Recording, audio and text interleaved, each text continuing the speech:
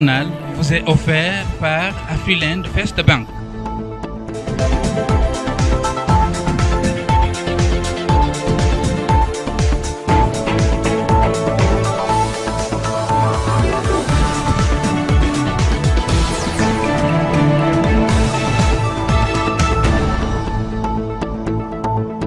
Merci de choisir la FM Télévision pour vous informer, mesdames et messieurs. Bonsoir et bienvenue.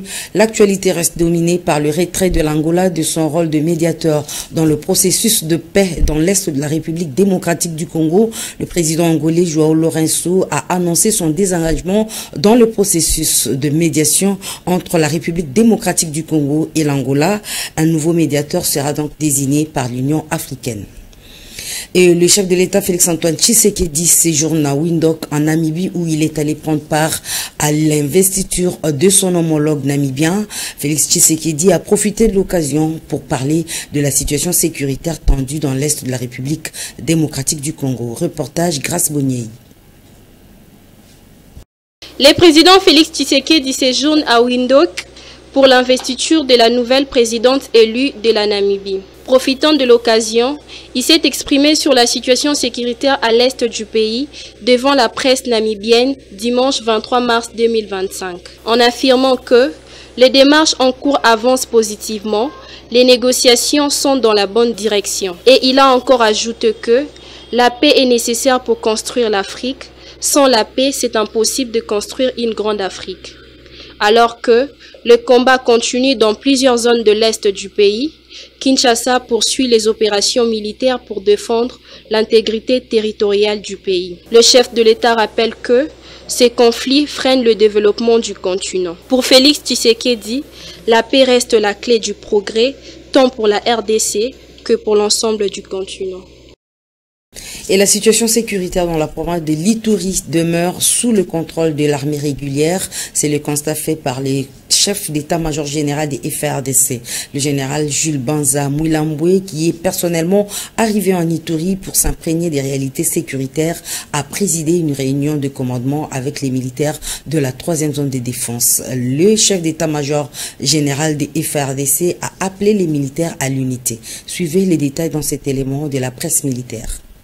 Le lieutenant-général Banza Mouilamboué Jules, chef d'état-major général de FARDC, est arrivé ce dimanche 23 mars 2025 à Kisangani, chef-lieu de la province de la Tchopo, pour une mission de commandement et de travail. À son arrivée à l'aéroport de Bangoka, il a été accueilli par le commandant de la 3e zone de défense, entouré du commandant de la 32e région militaire, du commissaire provincial de la police nationale congolaise et quelques membres de leurs états-majors respectifs. Il a par la suite présidé la réunion des commandements à l'état-major de la 3e zone de défense. À cette occasion, un briefing sur la situation opérationnelle lui a été présenté par le lieutenant-général Massounzou Pacifique, commandant de la 3e zone de défense. Quelques instructions fermes ont été données par les chefs d'état-major général des FARDC sur la conduite à tenir pendant la guerre. Au cours de cette importante réunion qu'a présidé le chef d'état-major général, il a été question pour l'autorité de donner des instructions fermes aux officiers de l'état-major de la 3e zone de défense sur la situation sécuritaire qui prévaut dans cette partie du territoire, car nous n'avons qu'un seul pays.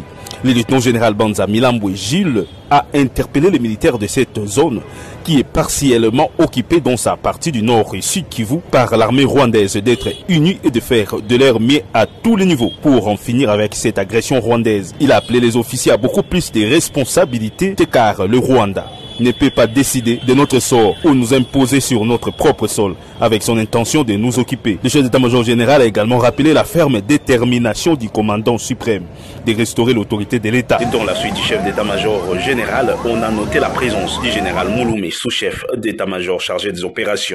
Les consultations pour la formation du gouvernement d'union nationale ont débuté sous l'égide du conseiller spécial du chef de l'État, le professeur Eberonde.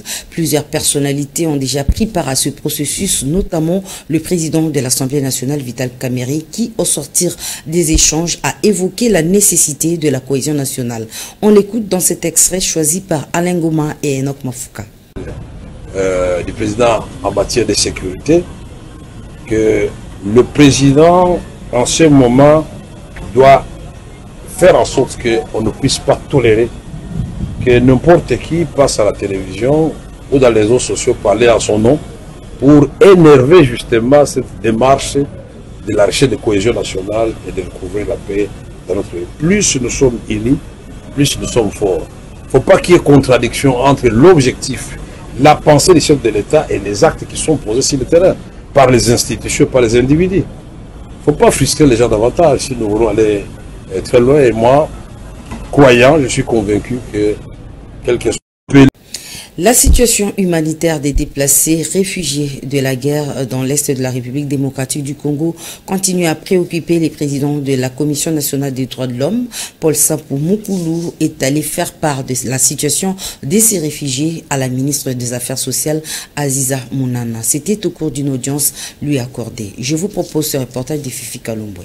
Soucieux de se rassurer de la situation humanitaire en République démocratique du Congo, Paul Sampou Moukoulou, président de la CNDHA, au-delà de son travail de la diplomatie des droits de l'homme et du soutien de son institution au front judiciaire en rapport avec la situation qui prévaut dans la partie est de la République démocratique du Congo, où les populations sont victimes des affres de la guerre imposée par l'armée rwandaise et ses supplétifs du M23 AFC. Le numéro 1 de la CNDH continue de mener des plaidoyers auprès des autorités, notamment le gouvernement. C'est le cas de le dire avec sa rencontre en ce jour avec la ministre des Affaires sociales, Aziza Mounana, à qui il a sans embâche présenté la situation humanitaire de la population dans la partie est de la RDC. Violation des droits de l'homme de façon massive, de massacres de populations, des exécutions sommaires et tout ce que vous pouvez imaginer comme violation grave des droits de l'homme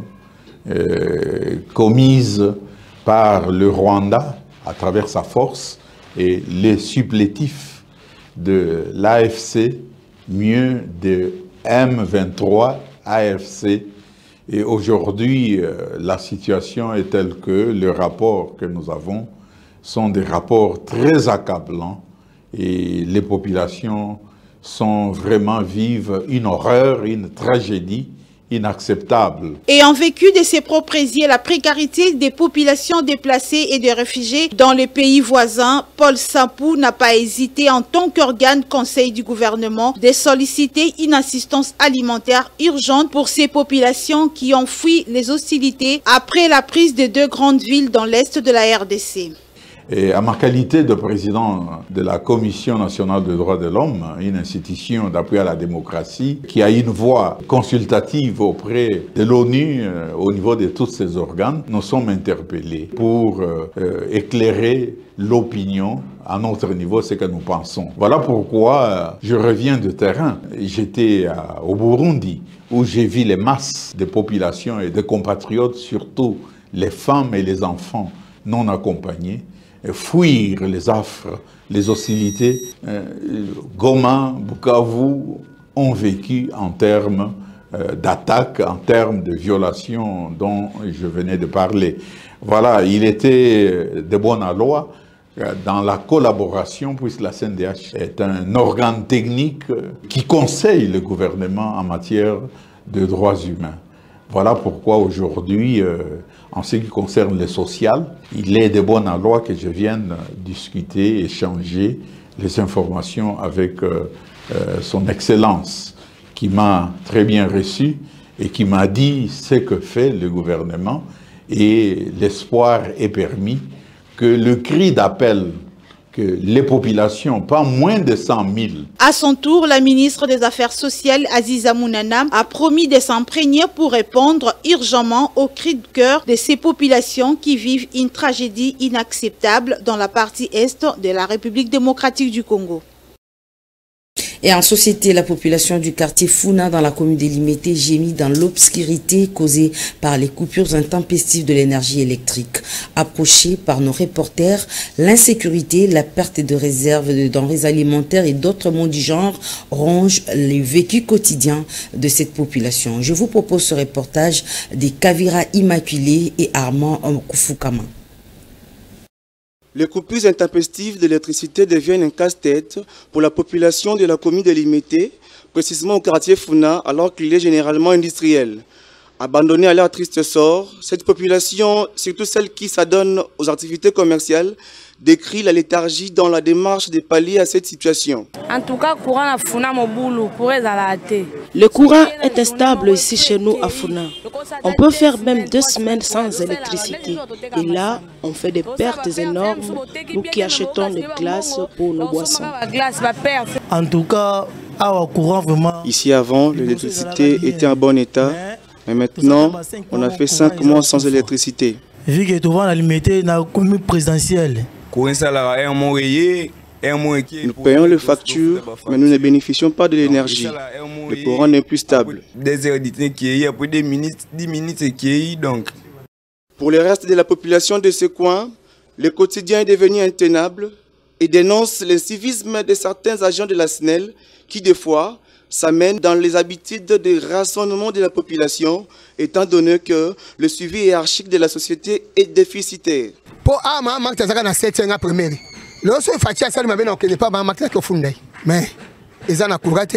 Nous n'avons pas du courant ni de l'eau, l'insécurité s'installe. Dommage pour eux, la pression pour le paiement des factures ne les épargne pas, et à cela s'ajoutent les difficultés ménagères telles que la décomposition de certains vivres frais par manque de fonctionnement des appareils de congélation, le repassage d'habits, le chargement de téléphones cellulaires et tant d'autres.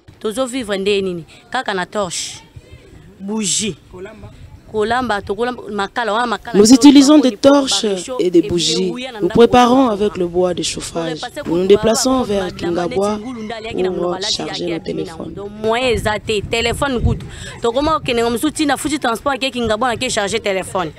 Il s'y a de signaler que le coupure intempestive augmente le volume de l'insécurité dans cette partie de la ville-province de Kinshasa.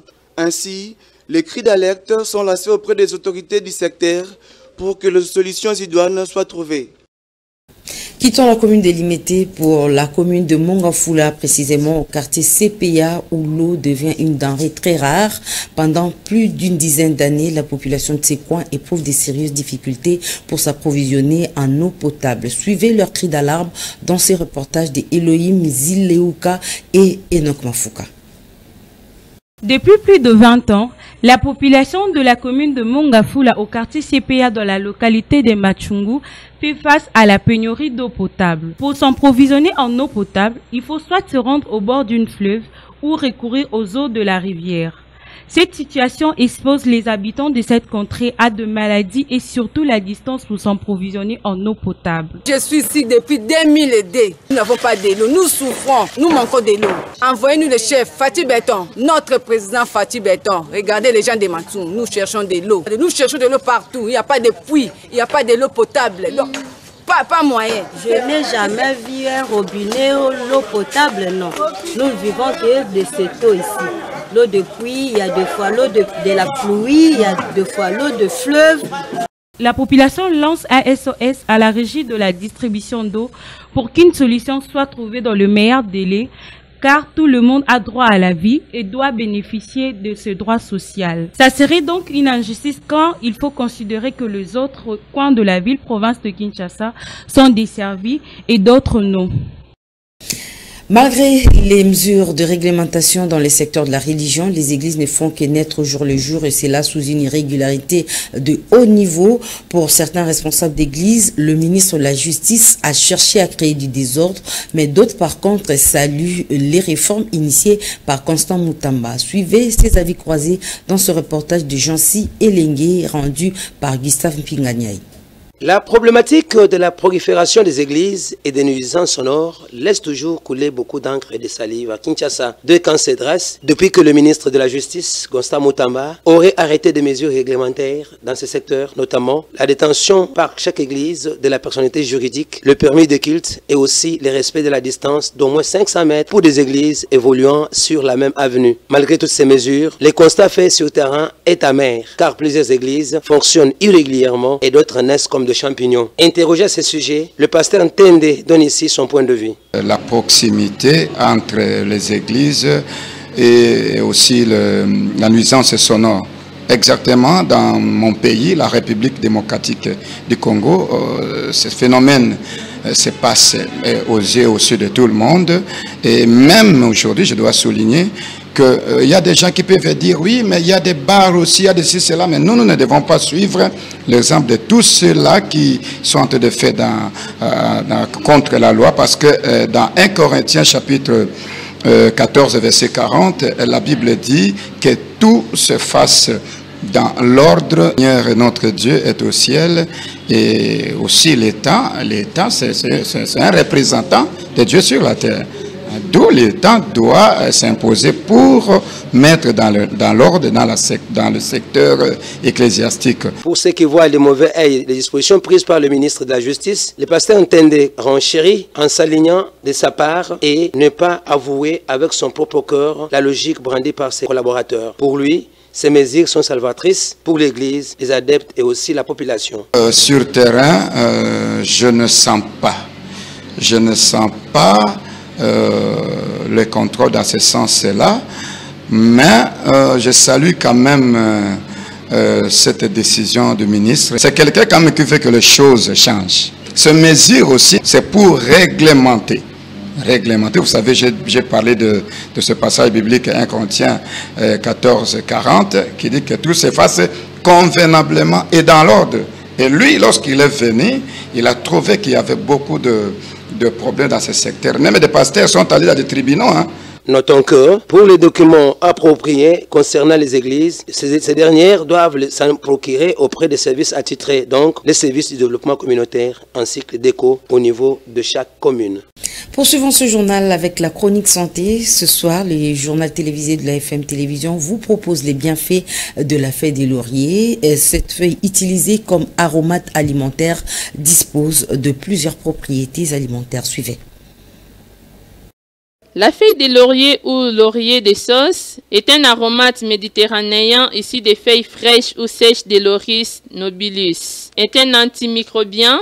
Elle contrôle le diabète de type 2, régule les taux de cholestérol, soulage les problèmes gastro-intestinaux, soulage la douleur permanente, prévient les tumeurs, régule les problèmes de respiration et prévient les calculs rénaux. La feuille de laurier peut être mise sous l'oreiller pour profiter de ses effets antiseptiques et anti-inflammatoires. Elle est aussi placée dans les chaussures pour stimuler les forces intérieures. Elle aide à renforcer l'estime de soi et la capacité de faire face aux défis. Elle est utilisée comme un désodorisant efficace et neutralise les odeurs persistantes sans être trop envahissantes. Elle est parfaite pour les tissus qui peuvent être en contact direct avec la peau. Le laurier rehausse les goûts et un ingrédient idéal pour vos petits plats mijotés. Elle peut être brûlée comme encens dans vos habitations pour plus de sérénité. Elle attire l'argent, un bon sommeil réparateur et une bonne saveur pour vos plats. Le laurier est un allié inséparable pour votre santé. Le bon goût de vos plats, votre paix intérieure et aussi votre spiritualité. Le laurier doit vous accompagner dans votre quotidien, que ce soit dans vos sacs, vos chaussures et vos plats, même dans votre spiritualité. Merci Gloria Nkunda pour toutes ces précisions et c'est par ici que ce journal prend fin. Merci d'avoir suivi. Excellente suite de programme sur la FM Télévision. Vous ne serez jamais déçus.